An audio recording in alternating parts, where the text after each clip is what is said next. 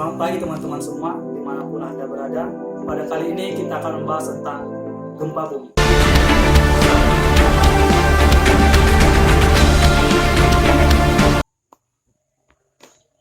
Apa sih itu gempa bumi?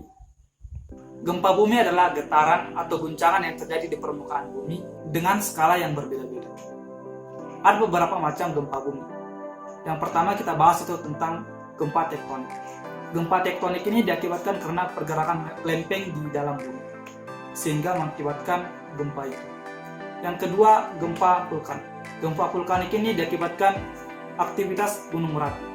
Diawali dengan magma yang bertuburukan dengan perut bumi, sehingga erupsi dan menghasilkan gempa bumi. Yang ketiga itu gempa ekstraterestrial. Ini cukup jarang kita dengar, tapi sangat ditakutin karena gempa ini diakibatkan karena meteor atau benda langit yang jatuh ke bumi, menembus atmosfer dan menubruk kerak bumi.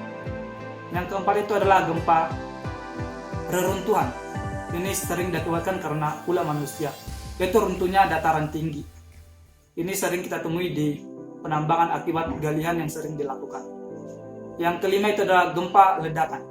Ini biasanya terjadi diakibatkan oleh ledakan senjata nuklir atau ledakan bom. Pada kesempatan ini kita membahas tentang gempa tektonik. Gempa yang terjadi di permukaan bumi ini 90% itu gempa tektonik.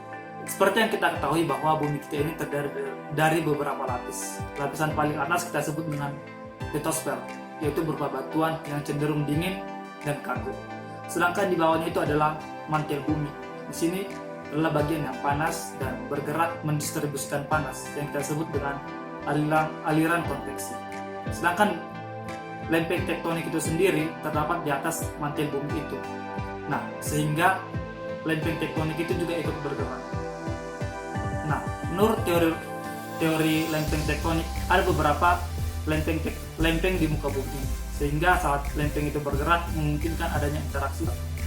Di gambar itu kita melihat bahwa dua lempeng saling berdekatan, atau tepatnya saling bertuburukan.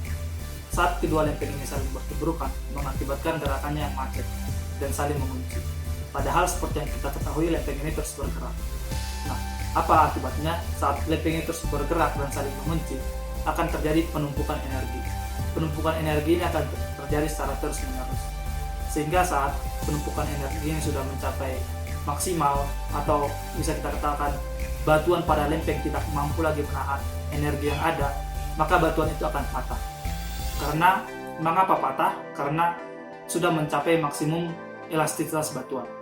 Apa sih itu elastisitas batuan? Analoginya seperti ini. Seperti sebuah penggaris. Anggap saja ini sebuah batuan. Elastisitas itu apa? Saat kita membengkokkan penggaris ini, tidak langsung patah. Tetapi saat elastisitas penggaris ini sudah mencapai maksimum, maka akan patah. Itu yang disebut dengan elastisitas batuan. Menghasilkan energi seperti apa? Mungkin teman-teman bertanya. Nah, kita analogikan energi yang dihasilkan itu seperti karet ban ini.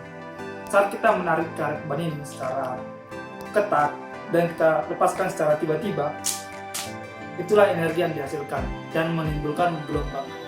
Nah, mari kita lihat alat peraga itu.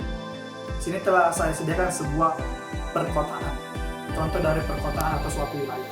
Nah, di sini saya meletakkan kedua sisi, yaitu lempeng sisi kiri dan sisi kanan saya. Saat kedua lempeng ini di dalam saling bertuburukan, maka yang akan menghasilkan sebuah energi. Saat energi itu tidak mampu lagi ditahan, maka menghasilkan gempa.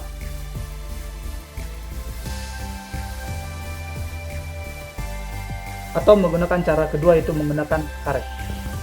Saat kita menggunakan karet, kita tarik secara kuat, tarik, dan tiba-tiba kita lepas. 1, 2, 3.